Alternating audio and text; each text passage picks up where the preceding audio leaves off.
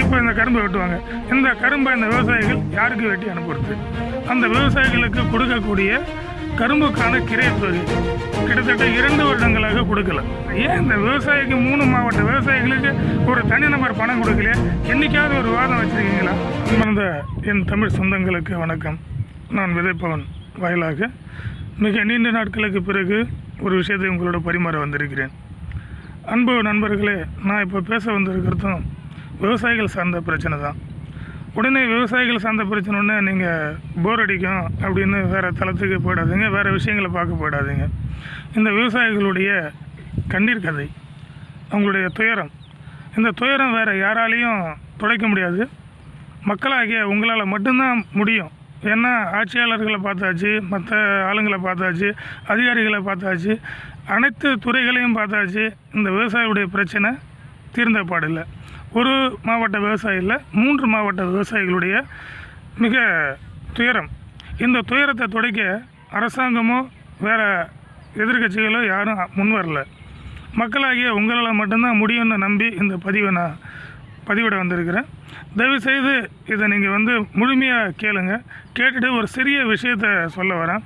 அந்த ஒரு விஷயம் மட்டும் நீங்கள் செஞ்சீங்கன்னா போதும், இந்த விவசாயிகளுடைய கண்ணீர் துடைக்கப்படும் என்று நான் நம்புகிறேன். அந்த நம்பிக்கையில் தான் இந்த பதிவிட வந்திருக்கேன். நண்பர்களே, வேறு ஒன்றும் இல்லை. இந்த 3 மாவட்ட விவசாயிகளும் தனியார் சர்க்கரை ஆலைகள் கரும்பு விவசாயிகளுக்கு கொடுக்க வேண்டிய தொகை, மீதி தொகை இல்லை, நிலுவைத் தொகை இல்லை, அந்த விவசாயிகளுக்கு கொடுக்கக்கூடிய கரும்புக்கான கிரைத்தொகை கிட்டத்தட்ட 2 வருடங்களாக கொடுக்கல. இந்த 2 வருடங்களாக இந்த விவசாயிகள் அனைத்து போராட்டங்களையும் நடத்தி பார்த்தாச்சு, அனைத்து அதிகாரிகளையும் முறையிட்டாச்சு, அரசியல் சார்ந்த அமைப்புகள்டையும் முறையிட்டாச்சு. ஆனால் இதுவரையிலையும் இந்த விவசாயிகளுக்கு அந்த பணம் கிடைச்ச பாடில்லை. இதனுடைய முழு விளக்கத்தையும் நான் முன்கூட்டியே இந்த சேனலில் ஒரு பதிவை போட்டிருக்கிறேன்.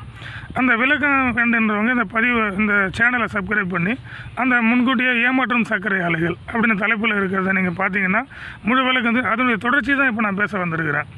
அதுக்கு பிற்பாடு இந்த விவசாயிகள் என்னென்ன போராட்டங்கள் பண்ணியிருக்கிறாங்க, எவ்வளோ கஷ்டப்பட்டுருக்கிறாங்க, எதை அந்த பணம் அவங்களுக்கு கிடைக்கல, வேறு என்னென்ன பிரச்சனைகள் அந்த விவசாயிகள் சந்திக்கிறாங்கன்றது தான் இப்போ நான் உங்கள்கிட்ட பேச வந்திருக்கிறேன். இதை முழுமையாக கொஞ்சம் நீங்கள் கேட்டால் தான் அதனுடைய விளக்கம் புரியும். அப்போ தான் நீ அந்த விவசாயிகளுக்கு உங்களால் முடிஞ்ச நன்மையை செய்ய முடியும். நண்பர்களே, தரணி சர்க்கரை குழுமம் இவங்களுக்கு தமிழ்நாட்டில் 3 தனியார் சர்க்கரை ஆலைகள் இருக்குது. தென்காசி மாவட்டத்தில் வாசுதேவநல்லூரில் ஒரு சர்க்கரை ஆலையம், கள்ளக்குறிச்சி மாவட்டம் கலையநல்லூரில் ஒரு சர்க்கரை ஆலையம், திருவண்ணாமலை மாவட்டம் போலூரில் ஒரு சர்க்கரை ஆலைன்னா 3 சர்க்கரை ஆலைகள் இருக்குது. இந்த 3 சர்க்கரை ஆலைகள்லையும் விவசாயிகளுக்கு கரும்பை வெட்டி வாங்கிட்டு அந்த கரும்புக்கு உண்டான தொகையை இது வரைக்கும் கொடுக்கல. இந்த தொகையை கொடுக்கலன்னு பலமுறை போராட்டங்கள் நடத்தியாச்சு, மாவட்ட ஆட்சித்தலைவர்கிட்ட பலமுறை பேசியாச்சு, மாவட்ட ஆட்சித்தலைவருடைய விவசாயிகள் குறைதீர்ப்பு கூட்டத்தில் பலமுறை இந்த விஷயத்தை பேசி இந்த பணம் கிடைக்கல. சரி, இந்த பணம் கிடைக்கல, அந்த நேரத்தில் இந்த கரும்பு இந்த ஆலை கிட்டத்தட்ட 2 வருஷமாக பணம் கொடுக்காதனால ஆலை மூடியாக இருக்குது, திறக்கலை. அப்போ இந்த கரும்பு விவசாயிகள் வேறு இடத்துக்கு கரும்பு வெட்டணும். அந்த கரும்பு வெட்டுறதுக்கு வழி என்ன அப்படின்னு கேட்கும்போது கள்ளக்குறிச்சி மாவட்ட ஆட்சித்தலைவர் திரு கிரண் குராலா அவர்கள் கடந்த பிப்ரவரி மாதம், இந்த 2020 பிப்ரவரி மாதம் மாற்று ஆலை, அதாவது கூட்டுறவு சர்க்கரை ஆலைக்கு இந்த கரும்பு வெட்டுறதுக்கு பரிந்துரை வாங்கி கொடுத்தாரு.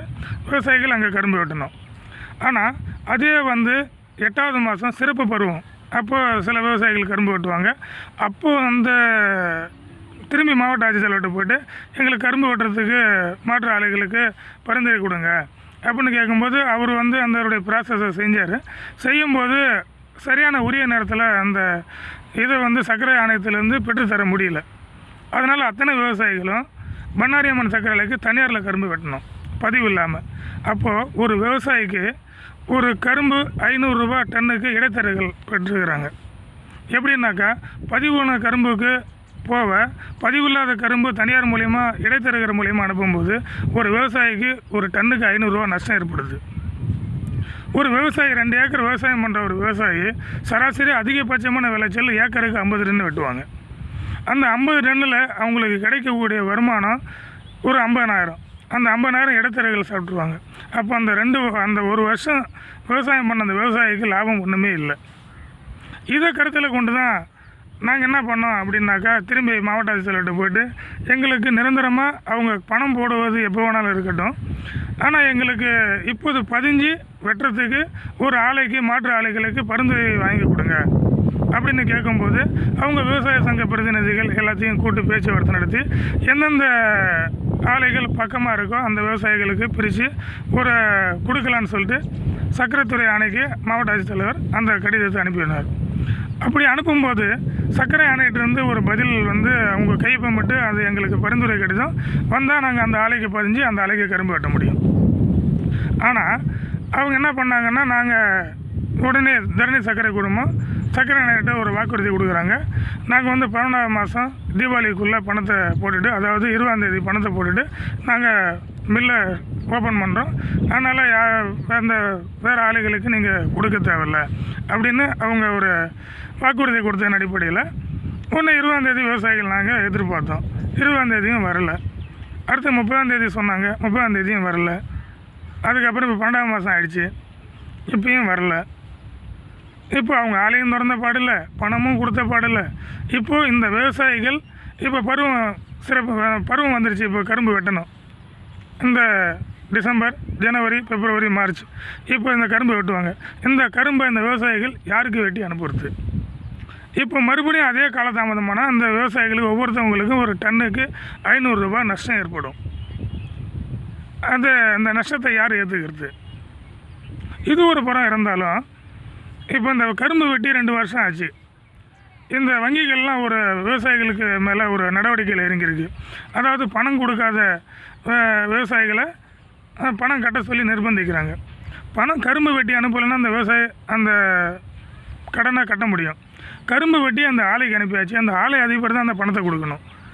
இப்போ விவசாயிகளை அந்த கடனை கட்ட சொல்லி நிர்பந்திச்சா எதை வச்சு அந்த விவசாயம் அந்த கடனை கட்டுவது? இப்போ கடனை புதுப்பிச்சுக்க சொல்கிறாங்க, எல்லாம் கடனை கட்ட சொல்கிறாங்க, கடனுக்கு உண்டான வட்டி தொகையை கட்ட சொல்கிறாங்க. கரும்பு சர்க்கரை ஆலைகள் ஒரு கரும்பு சர்க்கரை கட்டுப்பாட்டு ஆணையம் விதி இருக்குது. அதாவது 1969 கரும்பு வெட்டின விவசாயிக்கு அந்த கொள்முதல் செய்த ஆலை கரும்பு வெட்டிய நாளில் 14 நாளுக்குள்ளே பணத்தை கொடுக்கணும். அப்படி பணத்தை கொடுக்கலனா 15% வட்டியோட அந்த வங்கியில் செலுத்தணும்னு விதி இருக்குது. ஆனால் 2 வருஷம் ஆகி அவங்க பணத்தை கொடுக்கல. அவங்கள மேலே எந்த ஒரு நடவடிக்கையும் எடுக்க முடியல. ஆனால் விவசாயியை வட்டியை முதலும் கட்ட சொல்லி இந்த வங்கிகள் நிர்பந்திக்கிறாங்க. இது எந்த விதத்தில் நியாயம்? இது யாருக்கும் தெரியாமல் இல்லை, எல்லாருக்கும் தெரியும். சென்ற முறை கள்ளக்குறிச்சி மாவட்டத்துக்கு ஆய்வுக்கு வந்த முதல்வரிடையும் விவசாய சங்க பிரதிநிதிகள் இந்த சம்மந்தமாக பேசியிருக்கிறாங்க. அதுவும் நடவடிக்கை எடுக்கிறேன்னு சொல்லி போயிருக்காரு. அப்போ முதல்வருக்கும் இது தெரியாமல் இல்லை. ஆளும் ஆட்சியாளர்கள் இதுவரைக்கும் இது சம்பந்தமாக 2 வருஷமாக எந்த ஒரு நடவடிக்கையும் எடுக்கலை. அது தமிழக ஆளுங்கட்சியாக இருக்கட்டும், மத்திய ஆளுங்கட்சியாக இருக்கட்டும். இவங்க இந்த பிரச்சனையை பேசி இதில் ஒரு விவசாயியில் 3 மாவட்ட விவசாயிகள் இதனால் பாதிச்சிருக்கோம்.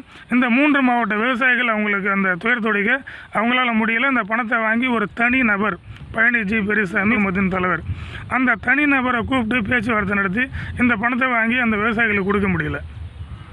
இப்போ ஒவ்வொரு இதுலேயும் அவங்க கடன் காலாவதியாகி இந்த விவசாயிகளுக்கு அந்த காலாவதியாகி வேறு கடனும் பெற முடியாமல் இந்த விவசாயிகள் இருக்கிறாங்க.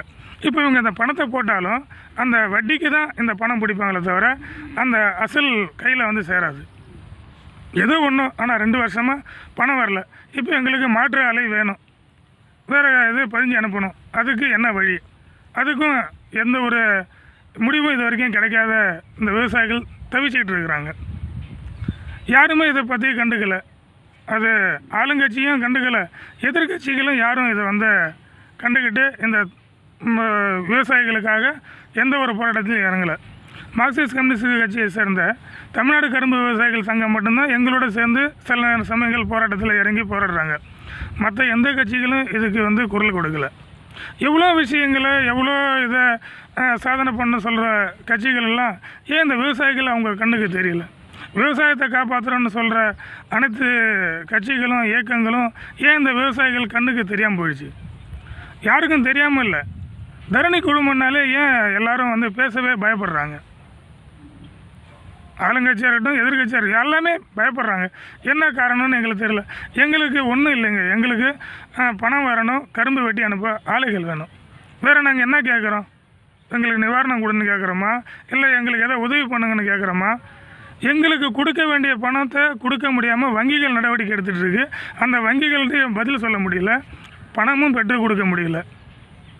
சரி, இது உங்கள் ஆளுங்கட்சியும் ஒன்றும் பண்ண முடியல, எதிர்கட்சியும் ஒன்றும் பண்ண முடியல. இது ஒரு பரவாக இருந்தாலும் ஊடக நண்பர்கள் சமீபத்தில் குஷ்பு காங்கிரஸ்லேருந்து பிஜேபியில் போய் சேர்ந்தாங்க. அவ்வளோ பெரிய முக்கியமான பிரச்சனை. அத்தனை தமிழக செய்தி ஊடகங்களும் அவங்க பேடி தான் போய் நின்றுச்சு. அன்றைக்கி விவாதம் பூரா அவங்கள பற்றி தான் விவாதம் நடத்துனுச்சு. குஷ்புவால் ஏதோ ஒரு விவசாயிக்கு நன்மை உண்டா, இல்லை யாரோ ஒரு விவசாயத்தை அவங்களால காப்பாற்ற முடியுமா? ஆனால் நீங்கள் எல்லா ஊடகங்களும் ஒரு நாள் விவாதம் அவங்கள வச்சிங்க. ஒரு கட்சியிலேருந்து இன்னொரு கட்சிக்கு போய் சேர்றது அவங்களுக்கு தனிப்பட்ட உரிமை. ஆனால் நீங்கள் என்ன பண்ணுறீங்க? அதை ஒரு விவாதமாக நடத்துனீங்க. தப்பு இல்லை, நடத்தலாம். ஆனால் ஏன் இந்த விவசாயிக்கு 3 மாவட்ட விவசாயிகளுக்கு ஒரு தனிநபர் பணம் கொடுக்கலையே? என்றைக்காவது ஒரு விவாதம் வச்சுருக்கீங்களா? அதாவது இந்த தரணி குழுமம், இந்த சர்க்கரை ஆலைகள், கரும்பு விவசாயிகளுக்கு 3 மாவட்ட சர்க்கரை ஆலைகள் 3 மாவட்ட விவசாயிகளுக்கு அந்த கரும்புக்கு உண்டான பணத்தை கொடுக்குமா கொடுக்காதா, ஏன் கொடுக்கலன்னு விவசாய பிரதிநிதிகளையும் கட்சி பெருமவர்களையும் இந்த ஆலையை சார்ந்தவங்களையும் கூட்டு வச்சு ஏன் ஒரு விவாதம் இது வரைக்கும் நடத்தலை? ஏன் உங்களால் இது ஒரு செய்தியாக கூட வெளியிட முடியல? இது ஊடகங்கள் ஏன் அந்த செயலன்னு இது இப்போ சமீபத்தில் கூட ரஜினி கட்சி ஆரம்பிக்க போகிறாருன்னு போகிறீங்க. உங்களுடைய செய்திகள் வியாபார நோக்கத்தில் இருக்க தப்பு இல்லை.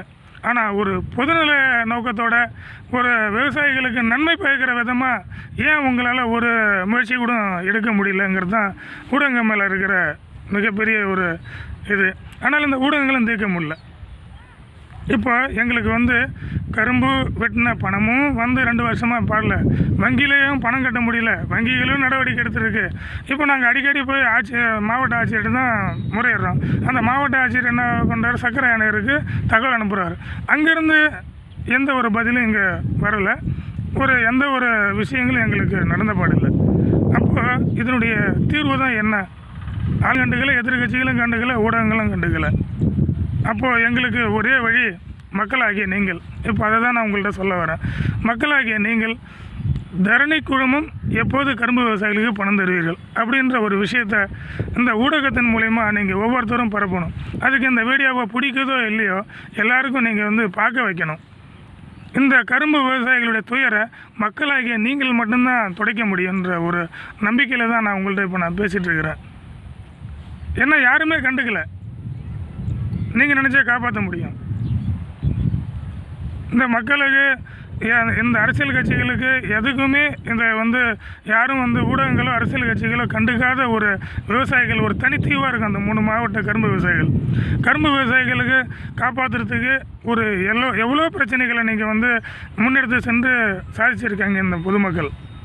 அதே நம்பிக்கையில் நீங்கள் நான் சொன்ன மாதிரி இந்த பணம் கொடுக்க வைக்கிறதுக்கு இந்த வீடியோவை அதிகமாக ஷேர் பண்ணுங்கள், மற்றவங்களுக்கு தெரிய வைங்க.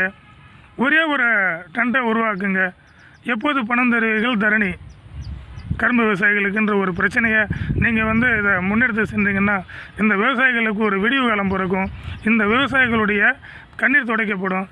இந்த வராத பணம் வேறு எதுக்கும் இல்லை. ஒவ்வொரு விவசாயிகளுடைய அந்த மகன்களுக்கு உண்டான கல்வி செலவுக்கு பணம் கட்ட முடியல, அந்த மகளுக்குள்ள திரும்ப செலவு பண்ண முடியல, பெற்றோர்களுக்கு அவங்களுடைய மருத்துவ செலவு பார்க்க முடியல.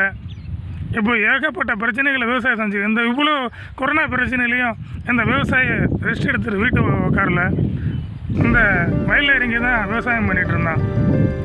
ஆனால் அந்த விவசாயியை நாங்கள் காப்பாற்றுறோன்னு சொல்கிற யாருமே ஏன் காப்பாற்ற முன் வரலங்கிறது தான் எங்களுடைய ஆதங்கம். தயவுசெய்து மக்களாகி நீங்களாவது இதுக்கு மேற்கொண்டு இதை முன்னெடுத்து எங்களுக்கு இந்த பணம் கிடைக்கிறதுக்கு முயற்சியை நீங்கள் செய்வீங்கன்னு நம்பி இந்த பதிவிடுறேன். நீங்கள் இதை பார்த்து உதவி செய்யுங்கன்ற நம்பிக்கையில் மக்களாகி நீங்களாவது இந்த விவசாயிகளை துயர் தடுப்பீங்கன்னு கேட்டுக்கிட்டு விடைபெறுகிறேன். நன்றி, வணக்கம்.